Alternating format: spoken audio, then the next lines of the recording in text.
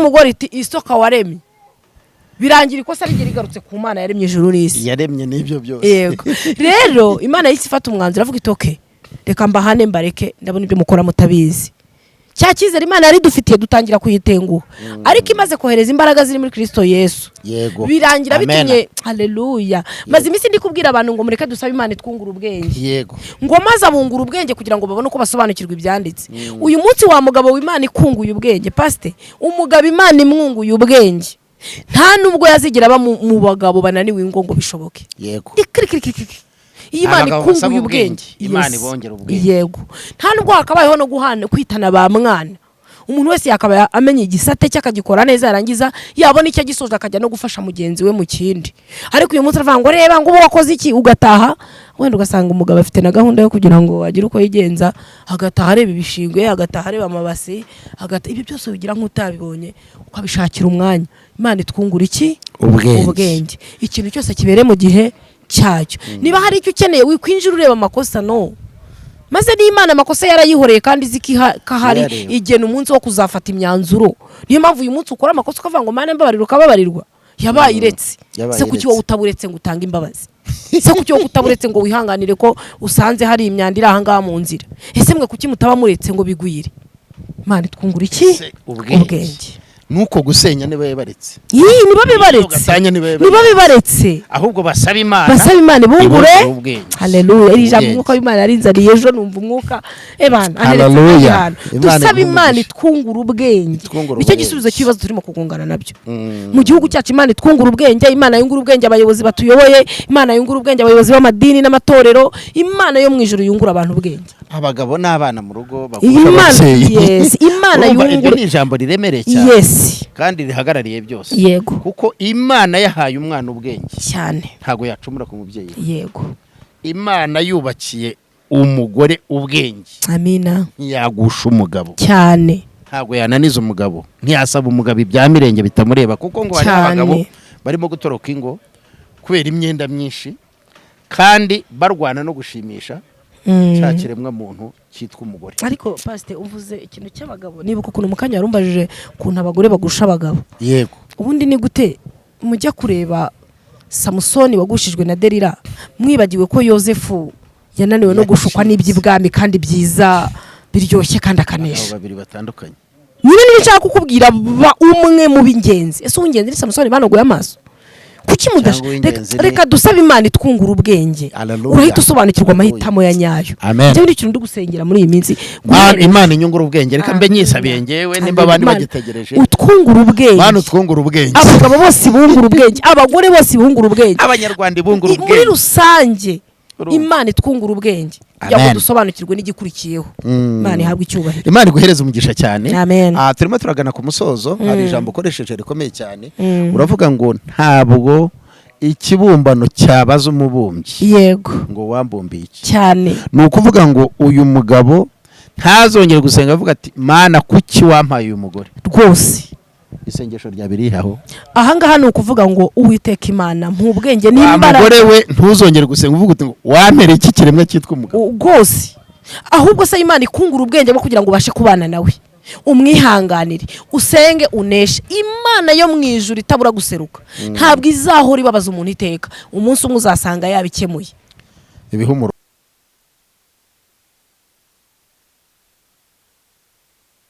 se namwe abadukurikiye haba imbere mu gihugu cyangwa se hanze y'igihugu turacyashima Imana ko turi kumwe n'umutumirwa yatwemereye ko tuganira byimbitse cyane cyane ku gitsina gore cyangwa se ku mugore mu bwami bw'Imana. Umugore mu bwami bw'Imana umugore mu ivugabutumwa umugore mu mirimo y'itorero naho ngaho twibereye cyane. Niyo mpamvu twongera gushimira umutumirwa wacu kwemera kongera kujya muri iki kiganiro cya kabiri. Ubundi tuguhaye ikaze mu kiganiro cyacu cya kabiri cyo kuganira ku mpamvu y'umugore mu kuremwa kwe mu murimo w'Imana. Murakoze cyane Imana ibaha umugisha ni wa wundi Mukamana Rivani kandi nishimiye kubana namwe. Ati nishimiye kubana namwe nabo nuko batagusubiza direct ariko barabyishimiye kuko bagiye bavuga bati ni umugore w'umuhanga usubizanya ubuhanga cyane, ariko Bibiliya n'ubundi nkeka ariyo yabagize abahanga, kuko ukurikiye ku kuremwa kwanyu ari nacyo tugiye kwitsaho, ngo nuko mbona ko atari byiza kwaba wenyine. Ni ukuvuga ngo waje uri byiza ngo muremere umufasha umukwiye, waje uri umufasha kandi ukwiye. Aya magambo atatu uyazirikane tuze kuyaganiraho badukurikiye. Munyemerere rero twabahaye ikaze, nuko twinjiye mu kiganiro Umuco n'Umuryango byo shingiro byo kumenya Imana. Ikinyamakuru igitangazamakuru ni cya kindi, ni Umuco Family Gospel TV. Hanyuma muracyari kumwe na Pastor Karemera James, ni nanjye wakiriye umutumirwa uno munsi wa none. Reka dushime Imana dutangire ikiganiro. Iteke tuvuze Imana hagomba kumvikana isengesho. Mwami wanjye muremye w'ijuru n'isi, tuguhaye icyubahiro, turagushimye kuri uyu mwanya no kuri iki kiganiro tugiye kuganira, kubw'umutumirwa wacu, kubw'abadukurikiye bari hirya no hino, kubw'abunguka, abatarasobanukirwa ibyo turimo tuvuga, ariko buhoro buhoro twiringiye yuko Mwuka wawe abasanga akabasobanurira kurushaho, kuko tuba twaje hano kugira ngo dufashe benshi. Izina ryawe rihimbazwe ryo kubwa byose. Ndagusaba kugira ngo iri jambo, iki kiganiro bikwirakwire hirya, gifasha abantu bibatume habaho guhinduka, kuko ijambo ryawe riravuga ngo duhindure benshi kuba abigishwa bawe. Nyagasani, iyo tubonye umwe ababiri babaye abigishwa bawe bahisemo kugukurikira, natwe biratunezeza. Dusenge rero abadukurikira bari hirya no hino, abakoze subscribe, inshuti z'iyi channel, inshuti zacu, abari bube inshuti zacu uyu munsi bitewe n'ijambo ry'Imana hano, nabo turabasengeye mu izina rya Yesu, tubasabira umugisha. Turavuga tumugisha wawe babeho bari hirya no hino, abari muri Canada, abari muri Amerika, abari mu Bufaransa, mu izina rya Yesu Kristo w'i Nazareti, muri Brazil nabonye bandika, Nyagasani abo muri Kenya, Tanzania, Burundi, Kongo, Uganda, abanyarwanda bose n'abari hirya no hino za Zambia, harimo inshuti zacu dukurikira bajya bandika, mu izina rya Yesu bose tubasabiye umugisha. Turavuga ngo bagirire neza. Umugisha wa Nyagasani igisobanuro cyo n'urwunguko, ubahereze kunguka, ubarinde ibihombo, izina rya Yesu, ubarinde ibihombo mu izina rya Yesu. Abananiwe kwishyura imisoro, Nyagasani ubacira inzira, abahangayitse ubahereza umutima utuje mu izina rya Yesu. Turasengera igihugu cy'u Rwanda, turasengera ubuyobozi bw'igihugu cy'u Rwanda, turasengera imbibi z'igihugu cy'u Rwanda mu izina rya Yesu, kugira ngo umutekano wuzure kandi ubukwiriye mu izina rya Yesu Kristo. Abarinda uwo mutekano, abagira uruhare mu kubungabunga uwo mutekano, n'abasirikare, n'abapolisi, n'abasore n'inkumi bemeye uwo muhamagaro, Nyagasani nawo ni umuhamagaro bahamagawe wo kurinda igihugu n'imbibi zacyo mu izina rya Yesu. Mwuka wawe abasanga, barinde, ubashyire mu bwenge bwinshi, ubashyire mu bushobozi n'ububasha, ariko ubashyire mu mutima wo kubikora babikunze mu izina rya Yesu. Abagoreka ubahereze kugorora mu izina rya Yesu. Abayoboye uturere hirya no hino, Data, baturinde inzara, bakora uruhande rwabo, bakora inshingano zabo, Kristo babera Imana muri byose kandi ubayobore muri byose. Ijambo ryawe riranejeje Nyagasani, kuko riravuga ngo uwakwiringiye ntacyo ashobora kubura. Uwakwiringiye umutekano ubuhari. Umukuru w'igihugu wacu turamusengeye, umuryango we turawusengeye, bahereze kugira umurage mwiza basigira iki gihugu.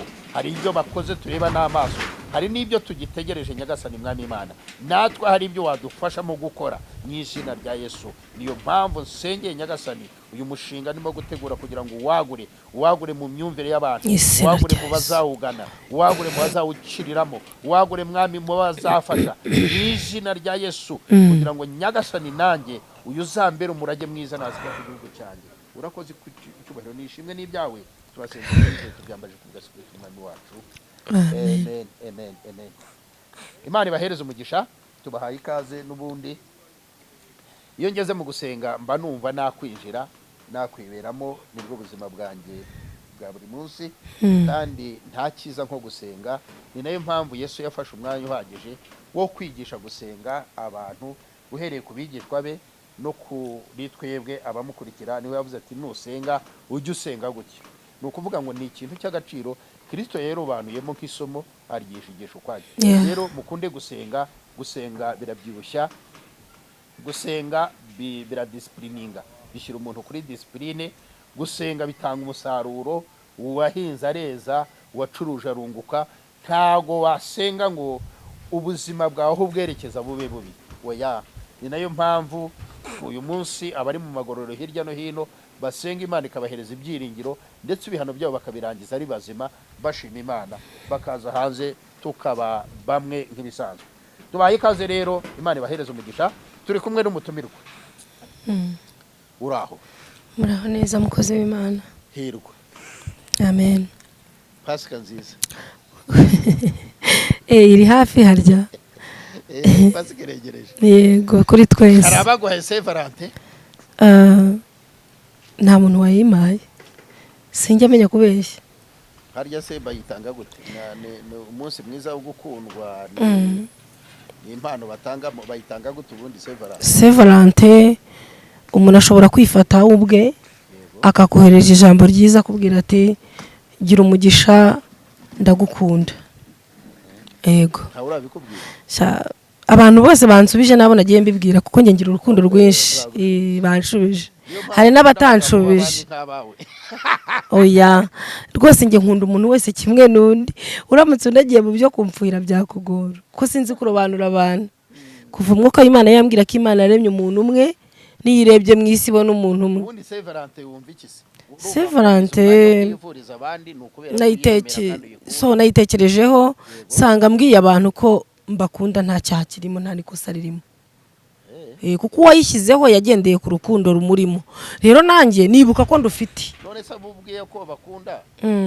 Nuko bakunda koko byanyabyo. Cyangwa nuko badafite bo bakunda? Ntago mbizi, nge ndabakunda kandi nge no kuba nkunda umuntu singoma ngo muhatirize nga nkundi. Ni uburenganzira bwe. Wakunze wakunzwe. Nta muntu utakeneye umukunda. None se nge namubujije? Hari ikibazo? Imana ibwehereze umugisha cyane. Dawake. Abantu barimo barakurega muri no minsi ngo kuba umunyapolitiki, ngo aho kuba umuvugabutumwa. Nta nubwo buriya rega nta buyobozi budashyirwaho n'Imana. Niba Imana yemeye ko Sawuli ayobora abantu, Sawuli yagombaga kubayobora imyaka 2 Imana ikamuca kuko adakwiriye, ariko akagumya akabayobora. Kandi ngo ni nabo bamwishyiriyeho ariko buryo. Akoze cyane. Ni Imana baramusabye, Imana iramubaha. Ahubwo uyu munsi abanyarwanda bari gusaba iki? Ese umuntu ukurikiye uwo mu kindi gihugu uri kutwumva uyu munsi ari gusaba iki? Imana iraje guha icyo uri gusaba. Soma kutuzi hanyuma twinjire mu kiganiro. Imana iguhe umugisha cyane. Abadukurikiye ngira ngo mumaze iminsi mukurikira ibiganiro by'uyu mubyeyi. Ni umuhanga mu myandikire y'Ikinyarwanda, kuko umwanditsi w'ikinamico, umwanditsi w'amatiyatire, umwanditsi wa filime, akenshi aba ari umuhanga cyane kuko ni umusizi kandi ibyo asiga bisigira umurage mwiza abakiri.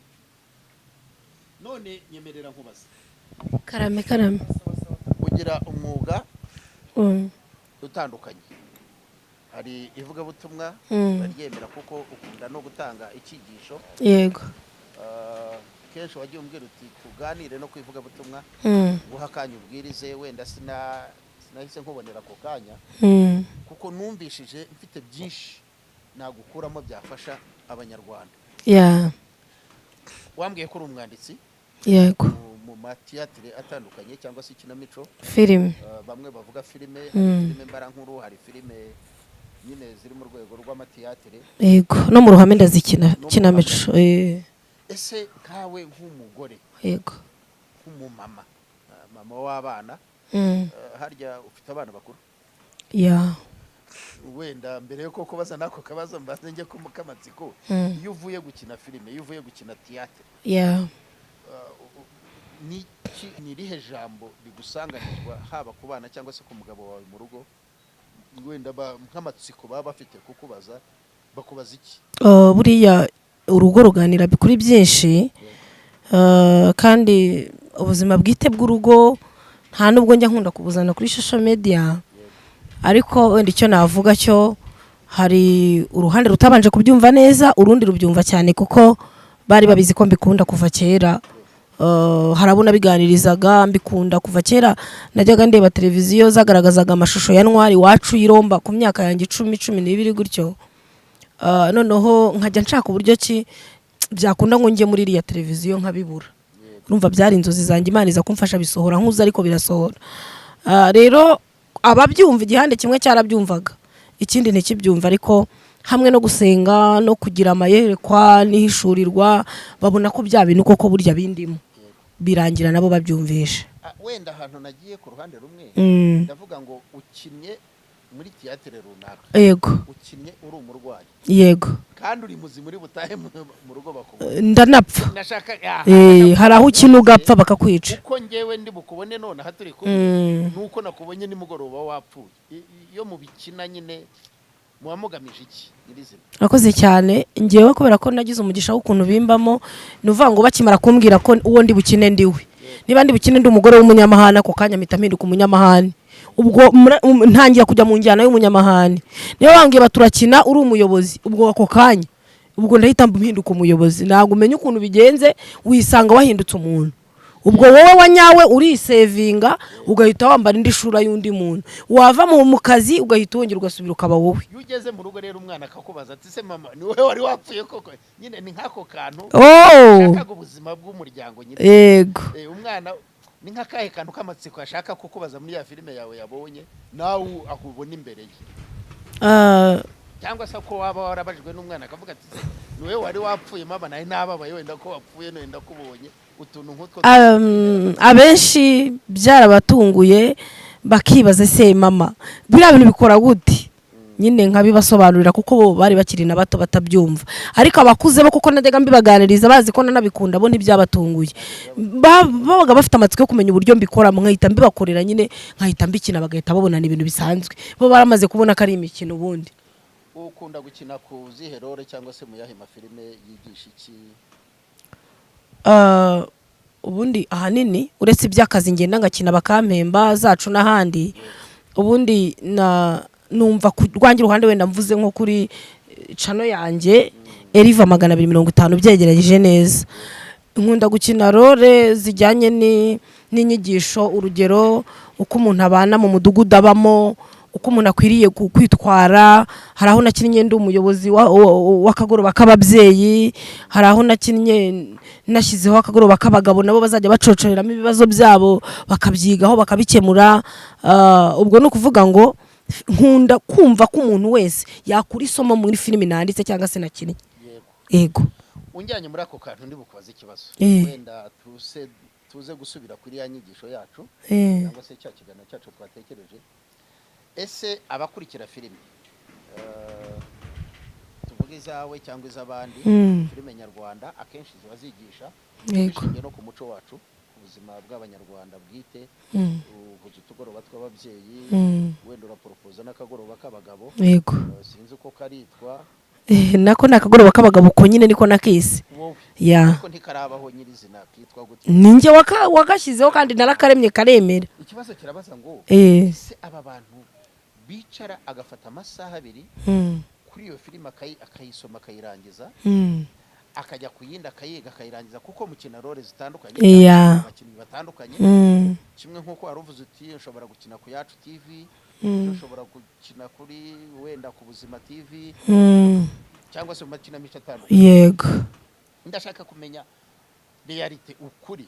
Yego. Kw'icyo mukina twebwe ababumva, urumva icyo twakuramo. Ese dukuremo dushingiye ku byo mwakinnye cyangwa dushyire mu nyurabwenge icyo mwashakaga kwigisha? Urakoze cyane. Abantu benshi bashaka guterura ko yako mwabikina bakabishyira mu nyine hari ikintu bibagirwa. Wakinnye uri umugore ucinya umugabo n'urugero.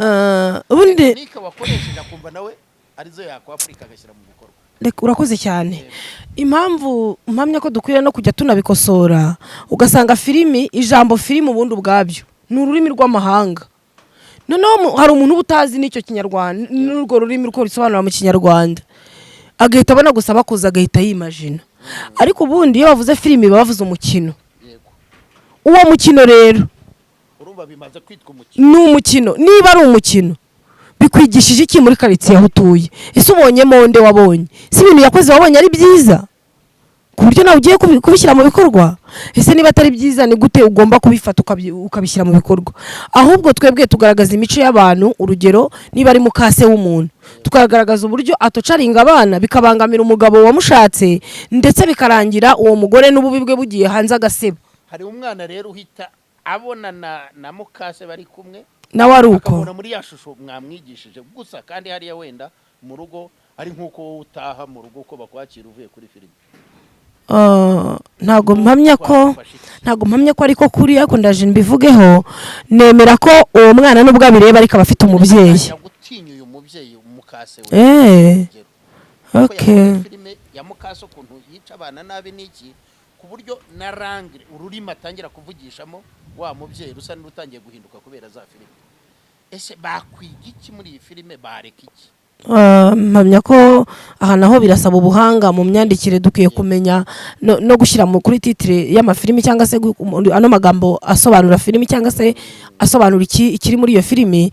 dukwiye kujya twibanda kugaragaza ko ari filimi z'abana cyangwa se ari iz'abakuru, kuko filimi z'abana zigira uko ziba zikoze, n'iz'abakuru zikagira uko zikoze. rero niba uzi ko umwana warimo kureba filimi yitwa Mukadata, ukwiye kumusobanurira ukamubwira uti buriya Gatarina arimo arahohotera Kati. rero birakwiriye ko uriya mukobwa witwa Kati barimo kuriza. Mana yanjye, Imana izafashe ntihazagira umwana uhura n'ibi, wowe ujye witwara uko bakaberekera. ariko ubundi nzi ko filimi z'abana ziba ziri ukwazo n'iz'abakuru ziri ukwazo. rero abantu bakuru baba bafite ubwenge bubasha kubasobanurira uwo mukino uvuga iki. ahubwo icyo nabwira abantu dukina amafilimi n'abantu tuyandika tukanayasohora, cyane cyane bano bantu bayeditinga barangiza bakayasohora, baba bakwiye kumenya gushyiraho n'amagambo y'ikinyarwanda kugira ngo udasoma ururiya rurimi asobanukirwe filimi ni umukino. yes, uriya aba ari umukino. Ego. yatambukaga kuri radiyo Rwanda, mu gusoza basaga n'abasobanura. Yego. runaka yakinnye yitwa uyu ariko n'uyu. Yego. role yakinwe niyi, ariko nyirizina twashaka kwigisha ikintu. Yego. urumva ku buryo tiyatire wabonye ko zisa naho zifasha abantu, kandi zigahita ziva mu mitwe y'abantu. Yego. akagumamo wenda icyo bashakaga kwigisha. Yego. filime ibi mukino mwakinnye niwo uguma mu mutwe wacu kurusha ibyo mwashakaga gutwigisha. hari ibiri duherutse gukorera amahugurwa babivugaho uburyo ki umuntu akwiriye kwandika filimi akabanza akayivugaho mu ncamake, akamenya ikigamije. umwana umeze gutya na gutya yahuye n'ibibazo ibi n'ibi, niwe tugiye gukurikira muri iyi filimi. iyo amaze kuyivugaho umuntu agenda akurikiye wa muntu akaga yahuye nako. Mukase yamukoreraga ibi, ubwo ntiyongera kumva ko ari bubyishyiremo, kuko yumva ko hari umuntu bagiye gukina wabikorewe. ako kantu numva ko abantu bandika amafilimi bajye babyitaho. hariho abagore uno munsi wa none twagiye tuganira basenya impamvu nibanze kuri iko kantu ka filime, nuko nimba kugannye nk'umupasiteri ni umukristo, bamuganirije uramubaza ibibazo nyine cyifuza kugejejeho. Yego. no mu bibazo ukumva atangiye gutanga ingero, ariko pasiteri Mushumba we nta nubwo ujya ubona no muri filime ibi bintu bibaho. noneho nk'uwo muntu wamubwira ukumva yabonye muri filime ahubwo nibyo ashaka ko. urakoze cyane. filime n'ubundi ikina ibintu biriho, nta nubwo tujya kure y'ibiriho, nubwo hari igihe dushyiramo ibintu bitabayeho. nk'uko nkubwirana akagoroba k'abagabo nta hantu nakabonye, ariko nabonye ko nkurikije ibintu abagabo barimo barakora bakwiriye kwicara. njye mbikoze bimaze umwaka, abantu bakwiye kwicara bakagira igihe cyo gucocora ibibazo byabo, kuko ingo zirimo zirasenyuka ukabona ko abagabo barimo kuba abanyantege nke.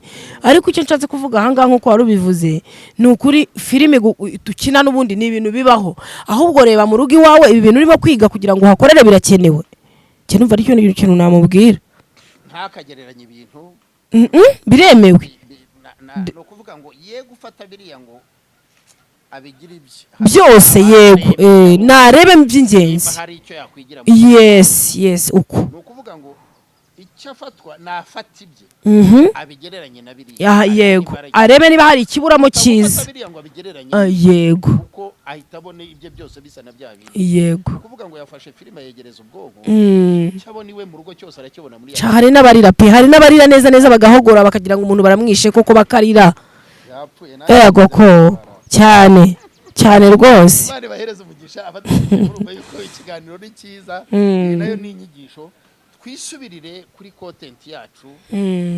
Natangiye nk'usaba ko mu ivugabutumwa ryawe sindakurekura ngo ubwirize ufate ibyanditswe usome ubwiriza abantu banurutereshe haleluya. Twari tukiganira ijambo kurindi ariko n'ubundi ku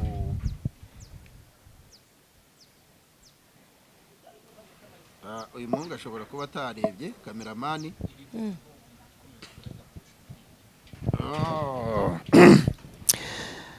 Hari ikibazo nibajije ubwo mba nabikuye mu kibazo mu byabajijwe. Kiravuga ngo ese umugambi w'Imana mu irema ry'umugore mu irema ry'umugore, umugambi w'Imana mu irema ry'umugore, yego, Imana irema umugore yari ifite uwuhe mugambi? Ubwo turifashisha haba ingero ku byanditswe, ku byo tuzi nkatwe mu ivugabutumwa dukora, cyangwa se ku byo twe twemera nyirizina. Nkawe ubona umugambi w'Imana ku iremwa ry'umugore wari uwuhe? Ese wagezweho cyangwa ntabwo wagezweho? Nakoze cyane. Dufite ibintu byahishuwe, dufite n'ibyahishwe. Ubu hari ibintu tuzi, hari n'ibyo tutazi. Njye nkunda kubibwira abantu, ntabwo ibintu byose twabimenya. Na Yesu yavuze ko hari ikintu atazi kandi ari umwana w'Imana. Ariko ndebye ibiboneka, ibyo duhura nabyo cyangwa se twagiye tunigishwa, mbona ko umugambi w'Imana wagezweho ku mugore, umugambi watumye Imana irema umugore wagezweho. Urugero, niba Imana yaravuze ngo si byiza ko umuntu aba wenyine, ikarema umuntu wo kubana ze bafatikanye, nuko yabonaga we wenyine bidahagije ko aba hari, abikabona akwiye kuzura, iramumuremerera mu mushyikiriza. Iyo ugeze mu bice bibiri bavuga ngo bose bari bambaye ubusa ntibakorwe n'isoni bibereye mu ngo bya Edeni. Bivuze ngo aba bantu babiri bari bameze nk'imanga, ariko kandi ikoresha ibanga umwe mukura mu wundi. Bivuze ngo umugore n'umugabo bakabaye umwe, abari umwe byuzuye. Rero umugambi w'Imana wagezweho, niba bari ahantu badashobora gukorwa n'isoni kandi bambaye bameze kimwe batanambaye. Uvuga gute ko wagezweho? Kwanza uwo mugambi wari uwuhe nyirizina? Umugambi w'Imana no kugira ngo umugabo ye kuba wenyine yuzure, abe yuzuye. Yes. Kandi tubona n'ubundi umugore yaramukuye muri wa mugabo, bivuze ngo n'ubundi yari yuzuye. Icyo nshatse kukubwira, ashaka kuba ari yuzuye ariko ntiyibone. Yego. Ashaka kuba ari yuzuye ariko ntagire uwo asiga. Yaragendaga nk'indorerwamo yo kwireba bikaba ntacyo bihinduye. N'ubundi ngo nicyo cyatumye yisobanukirwa we. Yes, urakoze cyane. Ariko akimara kubona umugore, yego, Bibiliya iravuga ngo uyu nakara ko mu mara yanjye, niwe ngo wanabivuze Adamu, ni umugabo wabivuze, ni igufa ryo mu magufa yanjye, mwise umufasha kuko akuwe muri njye. Umugore bisobanura umufasha. Mwise umugore kuko akuwe muri njye. Bivuze ngo ikintu cyose umugore yakora n'ubundi birangira ari umugabo uri kugikora. Buriya nuko abantu baba batanabizi. Bayada. Nta n'umugore rero akaba yafungwa, yagakoze icyaha. Ubundi ntiyagafunzwe. Ubundi ntiyagafunzwe. Kuko uburangare bw'abagabo nibwo butuma umugore akora icyaha. Icyo cyaha gikorana nande? Si umugabo mugenzi we wawe. We hari igihe gikorana n'umugore ku mugore. Oya have butagiye uzanye amategeko akakanya kandi turi mu by'umwuka, ariko mbabarira tujye mu mwuka pastor winjyana mu bintu by'umubiri. Yego rwose tube tubiretse. Ni ukuri umugore ntiyakabaye akora icyaha. Yego. Ahubwo yakabaye icyaha cyagirizwa umugabo. Abagore bakabaye ari abamarayika, bakabaye ari abantu bibombarika, bakabaye ari abantu bo kurebererwa no kwerekerwa no kwakira ibisingizo by'abagabo babo cyane, bakirirwa bavuga buryo ki aribo banyamahirwe bariho. Ariko uyu munsi kubera ko hari abagabo badashoboka, biri gutuma abagore baba abanyabyaha. Urugero ni ukuvuga ngo niba mfite umugabo, wenda reka nitangeho nkanjye, nkaba mfite umugabo mwiza nifuzaga ko twakabaye tugendana koko. Yego.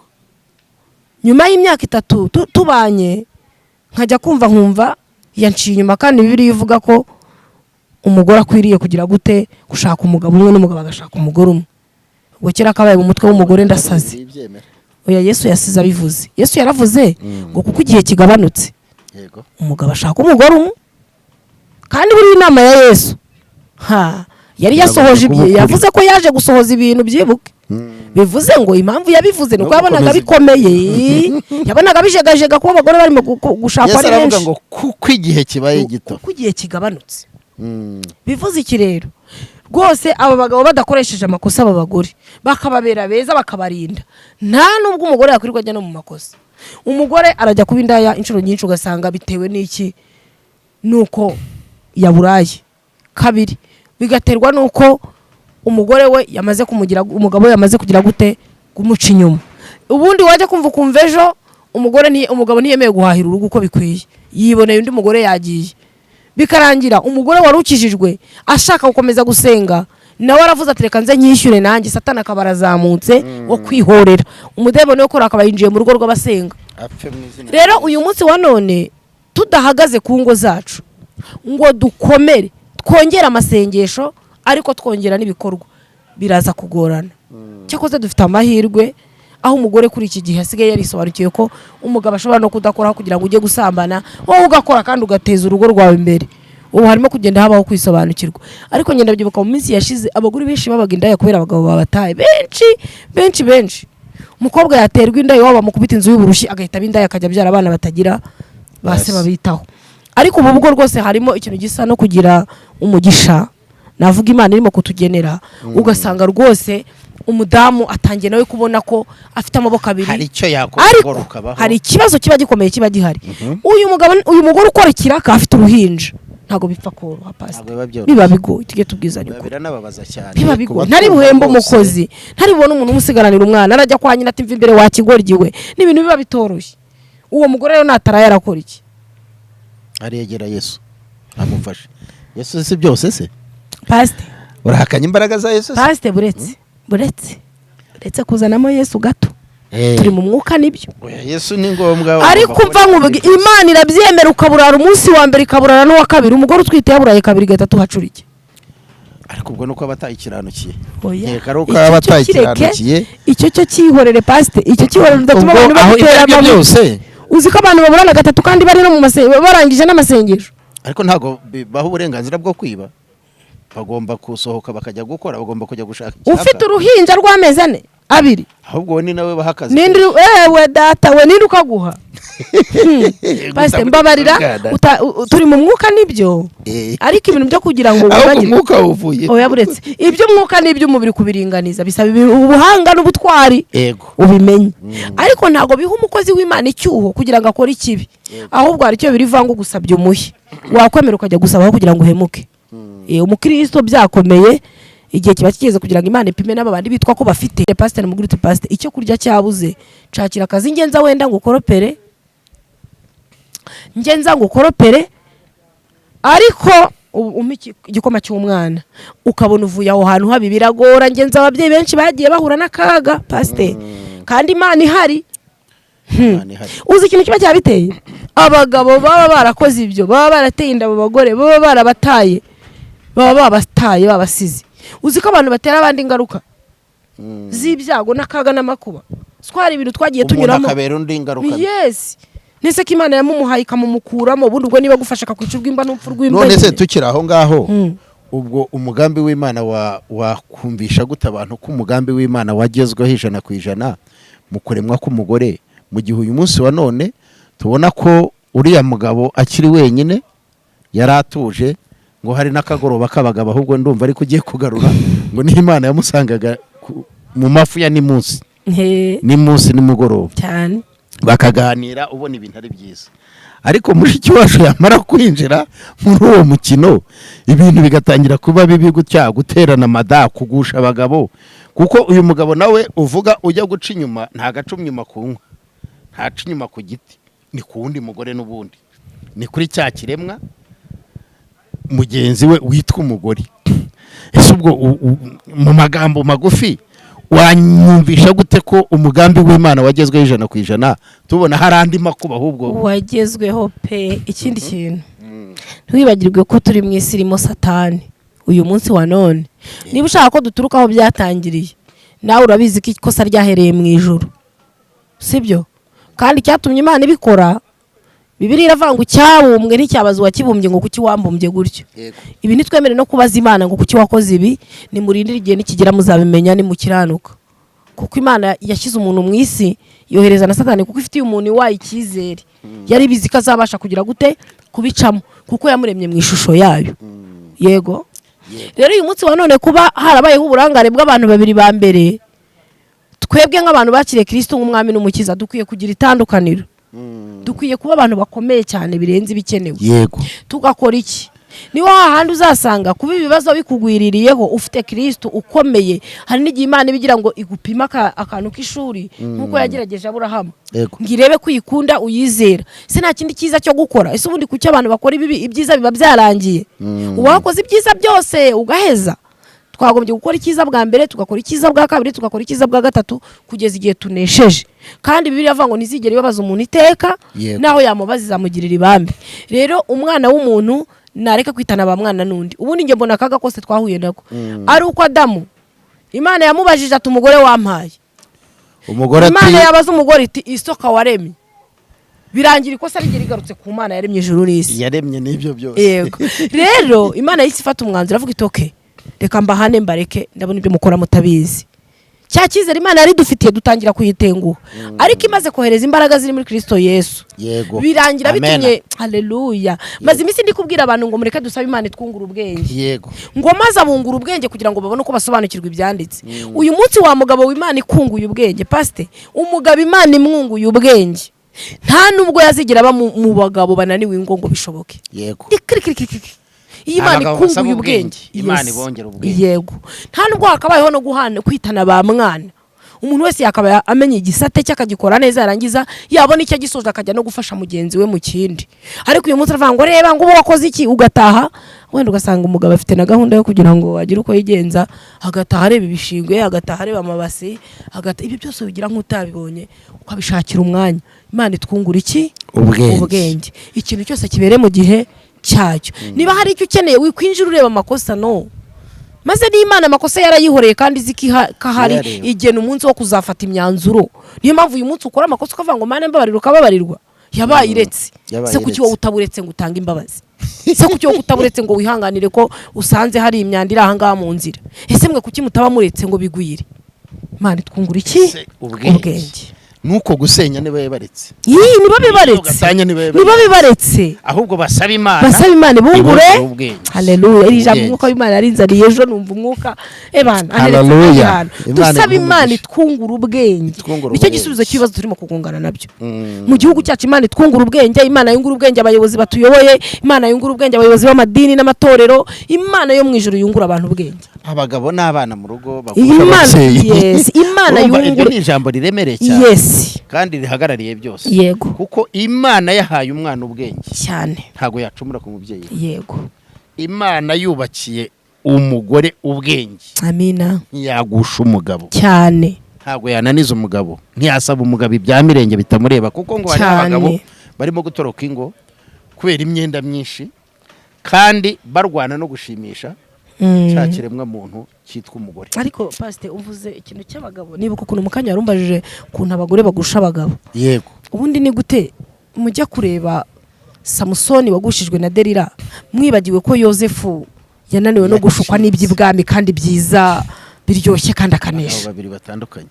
Nyine nibishaka kukubwira umwe mu bingenzi. Ese ungenzi ni Samusoni banogoye amaso. Kuki reka dusaba Imana itwungura ubwenge. Urahita usobanukirwa amahitamo ya nyayo. Njye ni ikintu ndugusengera muri iyi minsi. Imana inyungura ubwenge. Reka mbe nyisabiye ngewe nimba abandi bagitegereje. Utwungura ubwenge. Mana utwungura ubwenge. Abagabo bose bungura ubwenge, abagore bose bungura ubwenge. Abanyarwanda bungura ubwenge. Muri rusange Imana itwungura ubwenge. Yabo dusobanukirwe n'igikurikiyeho. Imana ihabwa icyubahiro. Imana iguhereza umugisha cyane. Turimo turagana ku musozo. Hari ijambo ukoresheje rikomeye cyane. Uravuga ngo ntabwo ikibumbano cyabaza umubumbyi. Yego. Ngo wambumbiye iki. Cyane. Ni ukuvuga ngo uyu mugabo ntazongere gusenga avuga ati Mana kuki wampaye uyu mugore. Rwose. Isengesho rya birihaho. Ahangaha ni ukuvuga ngo Uwiteka Imana mpubwenge n'imbaraga. Umugore we ntuzongere gusenga uvuga uti wampere iki kiremwa cyitwa umugabo. Rwose. Ahubwo se Imana ikungura ubwenge bwo kugira ngo ubashe kubana nawe.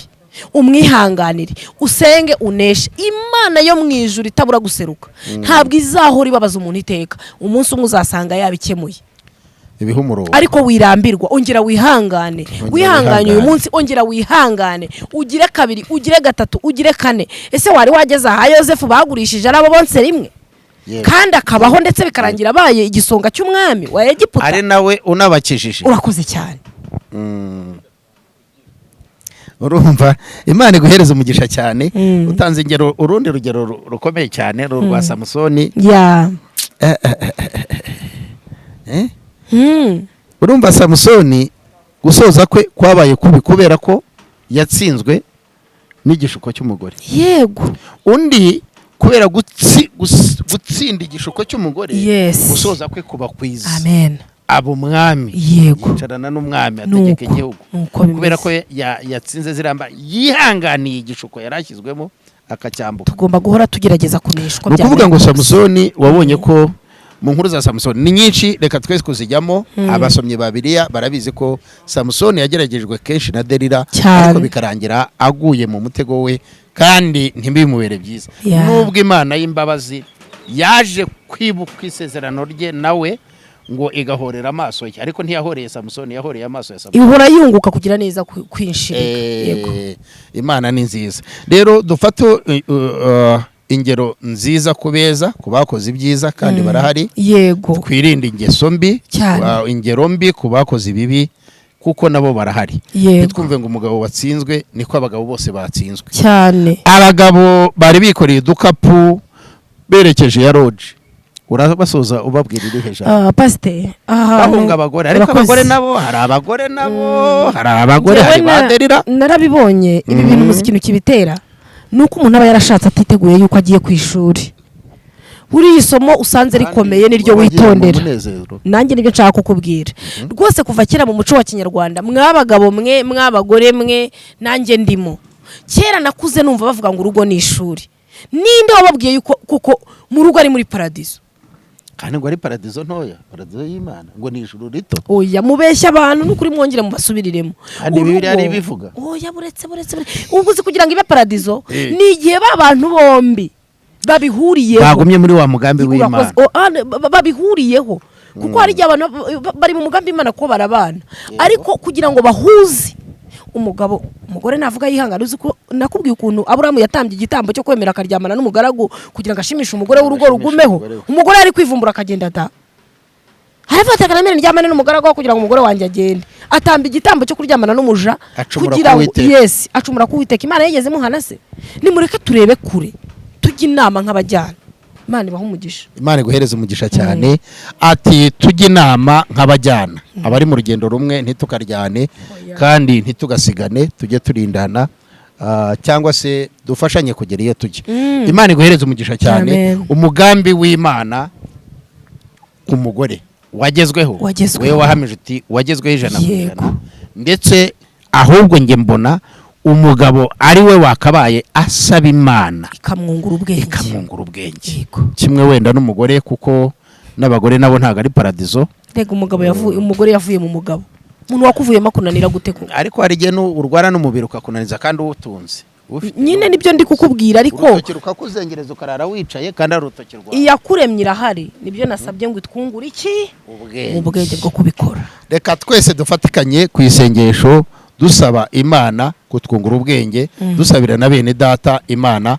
Nimba rero ku buhanga bw'ibyuma iminota igihari batumenyesha, ariko nubwo yabihari ibyo kuganira ni byinshi, ibyo tuzunguranaho ubwenge ni byinshi. Ushimwe Mana kuko waduhaye umwigisha mwiza, watuganire ku nyigisho, aho ucisha inyigisho zawe kenshi ndetse no mu ijambo ry'Imana. Imana iguhereza umugisha cyane. Reka dusabire abantu ubwenge kugira ngo Imana ibongere ubwenge. Imana iduha ubwenge, itwungure, itwigize hejuru ho, yongere itwigize hejuru kugira ngo ingo zacu zibeho. Niba uyu munsi wa none bavuga ko umuntu wabashije, ubushakashatsi bwagaragaje ko umuntu wabashije gukoresha ubwenge afite yageze kuri 3 kwijana n'ibice. Urumva ubwenge bugiye hari ukuntu bungana. Imana nize yongere twigize imbere ho gato, twigize imbere tugere kuri 5 tugere no kuri 10 no kuri 12. Reka dusoze dusabira abantu ubwenge, umwuka w'ubwenge ukumanukire wowe wa mugabo udukurikiye, umwuka w'ubwenge ukumanukire wowe wa mugore udukurikiye, umwuka w'ubwenge ukumanukire wowe musore nawe nkumi, mu izina rya Yesu. Ejo cyangwa ejo bundi muraba mwinjira muri ibi turimo tuvuga, haba kwigisha, haba kubaka, haba kubyara, haba kurera byose ibyo uyu munsi twabanjirijemo namwe muba muri birimo. Muce bugufi rero, mwubaha Imana, hanyuma tubasengere natwe twisengera. Ariko icyiza ni ugukurikiza inyigisho nziza kandi ugatera intambwe ukiga. Reka dusenge mu izina rya Yesu. Amen. Imana data wa twese uri mu ijuru, uhaye icyubahiro kubwira ijambo, uhaye icyubahiro kuri iki cyigisho. Turasaba kugira ngo imbaraga z'umwuka wera wadusigiye, wasigiye isi, wasigiye abantu, wasigiye abakwizera n'abazakwizera, uyu munsi zimanuke kuri uyu mugabo n'uyu mugore batwumva. Data, zibongerere ubwenge, zibongerere kuzamuka. Haleluya. Waduhaye ubwenge bwinshi ariko burasevinze, burakonje, ntacyo burimo bukora. Ntago butekereza icyahinduka mu rugo kugira ngo ibintu bigende neza, ahubwo dutekereza guhunga no gutana no gutandukana. N'izina rya Yesu turasabye kugira ngo Imana izure ubwenge bwacu, izure ubwenge bw'aba bagabo batwumva, izure ubwenge bw'aba bagore, izure ubwenge bw'aba basore n'inkumi. Dore nibo basenya, barajyamo amezi abiri aho kugira ngo bashake bakoreshe ubwenge bwabo, bashake igisubizo cy'ikibazo, ahubwo bakihutira kuyobwa, kuko Satani ngo nta kindi cyamujanye ngo ni ukwiba, kubeshya no kurimbura. Abo yabeshe ni benshi, ariko turasaba kugira ngo ubwenge bw'Imana bwongere bwururukire kuri aba bantu. Umuryango wacu w'Abanyarwanda nibwo uzongera guhagarara. Ubwenge bwamanutse kuri bari abasore n'inkumi bafashe icyemezo cyo kubura ubuzima kugira ngo igihugu kibeho. N'izina rya Yesu reka bwongere bugira abandi bumanukaho. N'izina rya Yesu iki gihugu bitangiye kikaba kiriho, cye kongera kubaho gifite imfubyi n'abapfakazi, gifite abagabo badafite abagore kandi bahari. N'izina rya Yesu uwo mwuka turawuhagaritse mu gihugu cy'u Rwanda. N'izina rya Yesu Kristo turagusabye Mana, tukwinginga ngongera twongerera ubwenge, ongera twongerera ubwenge. Duhe guhishurirwa gukoresha ubwenge waduhaye. Erega wabuturemanye nabwo, erega turabufite, ahubwo uburyo bwo kubukoresha ongera duhereze kumenya gukoresha ubwenge. Ingo zibeho, uduhereze kumenya gukoresha ubwenge. Inda zitateganyijwe zihagarare, uduhereze kongera gukoresha ubwenge. Nyagasani, abavuka batagira ababyeyi kandi bariho mu rwihisho, data bye kongera kuba, ongera uduhereze ubwenge. Ibyaha bijyana abantu muri za gereza n'ahandi biveho, bishire bigabanuke. N'izina rya Yesu aba bantu ndabasengeye, ari ababyumva nonaha, ari n'abazabyumva ejo. Ikuzo n'icyubahiro turabiguhaye, tusabye ku bwa Yesu Kristo umwami wacu. Amen. Amen. Amen. Imana ibahereze umugisha. Ntabwo tuvuga byinshi, ikiganiro n'umuco n'umuryango byo shingiro ryo kumenya Imana. Chano yanyu ni yindi mukunda mumenyereye muri benshi, Umuco Family Gospel TV. Umutumirwa Imana iguhereza umugisha. Ariko wagiye ubwira n'abantu nomero D, ukababwira na chano ubonekaho ya buri munsi. Ubundi ikibazo ni iki? Urakoze cyane. Imana yaguhaye ubwenge wowe. Ni 078 72 72 72 62 62 72 8 Chano ni Eriva 250 byegeranyije neza mu Kinyarwanda. Eriva 250 ifatanye. Rani ndende. Abadukurikiye ahani mwamubona naho, ariko iyo nomero no kuri Momo banzibaho. Hose. Yo bashyizeho akanigira gute. Abagukunda rero hari abantu bagirira umugisha ku biganiro nk'uko, ugasanga nimba ari ubuntu buke ngo senga umuntu ngo yamubona gutengwa mufasha. Ni ngombwa ko umuntu aguhereza fata uko muhuye? Ntago ari ngombwa. Harega ibi bintu byabayeho kugira ngo biduhurishe vuba. Ubu hari abantu bakubonye benshi mwasabanye bagukunze bitewe n'ibikuvuyemo. Si ngombwa rero ku nimba umuntu ashaka kukanda akanyenyeri ko abanza ngo akurebe mu maso gutya ngo agukoreho. Uri umunyarwanda, uri umunyarwandakazi kandi uri umubyeyi, uri n'umwigisha mwiza, uri umwarimu. Turagushimiye, Imana iguhereza umugisha cyane. N'abari badukurikiye mwese, Imana ibaha umugisha. Twabasengeye kandi twizeye ibyiza by'Imana. Shari.